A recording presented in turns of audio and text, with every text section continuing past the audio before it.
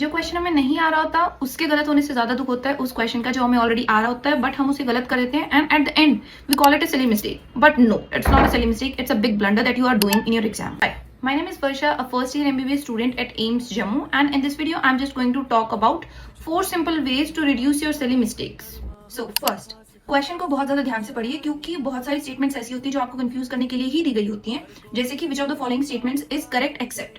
आप superficially question को पढ़ते हुए देख लेते हैं कि हमसे तो करेक्ट ही पूछा हुआ है और फर्स्ट स्टेटमेंट आपको करेक्ट लगती है, आप उसको सही कर देते हैं. सो आप बाकी सब चीजों को करने से पहले जो आपसे क्वेश्चन पूछा गया है उसको बहुत ज्यादा ध्यान से पढ़िए एंड उसी के अकॉर्डिंग आंसर दीजिए. ज्यादा स्पीड में आप करेंगे और गलत करेंगे उसका कोई फायदा नहीं है. जितना करें आप बहुत आराम से क्वेश्चन को ध्यान से पढ़ते हुए कीजिए. सेकंड, क्वेश्चन को पढ़ते ही सीधा आंसर के ऊपर जंप ना करें. जब आप क्वेश्चन पूरा पढ़ लें उसके बाद जो आपके दिमाग में सबसे पहले आंसर आता है वो आप ऑप्शंस के अंदर ढूंढे. अगर आप क्वेश्चन पढ़ते ही सीधा आप ऑप्शंस के ऊपर चले गए कि इनमें से कौन सा सही है, you are definitely going to get confused at the end, क्योंकि आपको ऑप्शंस कंफ्यूज करने के लिए ही दिए गए होंगे. और ये जो वो क्वेश्चन होते हैं ना जिसके अंदर हमें दो ऑप्शंस के अंदर कंफ्यूजन होती है, वो इसीलिए आती है क्योंकि हम ऑप्शंस पढ़ लेते हैं और उसके बाद हम ओवर थिंकिंग की वजह से कंफ्यूज हो जाते हैं. So you should be aware कि जो आपने ऑप्शन देखा, आपके दिमाग में सबसे पहली बार आया था ये ऑप्शन कि हाँ ये इसका आंसर है, आपको वही टिक करना है. ज्यादा ओवर थिंकिंग नहीं करनी है पेपर के अंदर. ओवर थिंकिंग आप पहले ही बहुत कर चुके हैं. Third, keep your paper as clear as possible, क्योंकि फिजिक्स के अंदर जब आप कैलकुलेशन कर रहे होते हैं तो आप कई बार 2 2 को 2 ही कर देते हैं. आपको इतनी माइनर कैलकुलेशंस भी याद नहीं रहती हैं जब आप इतने ज्यादा स्ट्रेस में होते हो.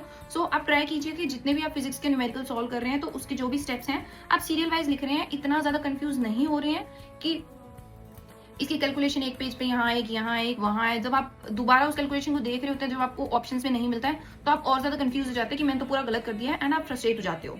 तो keep your paper as clear as possible. Fourth and the most important, be calm and stay focused during your exam. जब आप एक क्वेश्चन कर रहे हो तो आपको पिछले वाले क्वेश्चन को एक बार के लिए छोड़ देना है. आपको सिर्फ इसी क्वेश्चन के ऊपर ध्यान लगाना है और तभी आप उस क्वेश्चन को अच्छे से सॉल्व कर पाएंगे. अगर आपके दिमाग में पिछले क्वेश्चन भी बहुत ज्यादा चल रहे हैं तो पॉसिबिलिटी होती है कि आप जो पिछला क्वेश्चन आपको नहीं आ रहा था अब आपको अगला क्वेश्चन भी नहीं आता. इसीलिए हमारे पेपर में बहुत बार ऐसा होता है हमें सीरीज से 2-3 क्वेश्चन नहीं आ रहे होते, देन हमें एक क्वेश्चन आ रहा होता है. सो जस्ट फोकस कि आप जो क्वेश्चन कर रहे हैं आपका पूरा ध्यान उसी के ऊपर हो. I hope this will help. So thank you very much.